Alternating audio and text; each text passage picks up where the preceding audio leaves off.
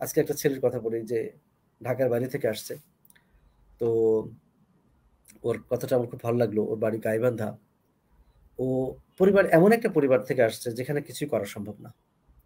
ওদের পরিবারে আর্থিকভাবে এতটাই ওদের কষ্ট যাচ্ছে যে ওদের পরিবারের ওই আর্থিক অবস্থা থেকে কাউকে একটা ইংলিশের লেভেল 1 ৳৫,৫০০ করাবে, লেভেল 2 ৳৫,৫০০ করাবে, কিছু বই কিনবে। এই টাকাটা জি, তাদের নাই। তো আমাকে বলল, "স্যার আমি কি করেছি বাড়িতে?"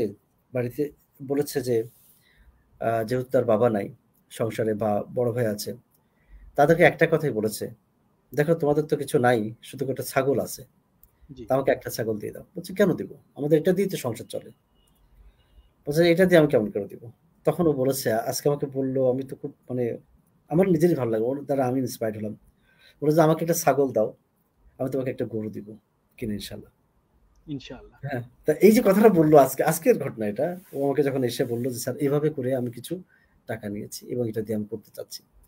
এভাবে করে আস্তে, আস্তে, আস্তে সে কিন্তু বড় হবে ইনশাআল্লাহ।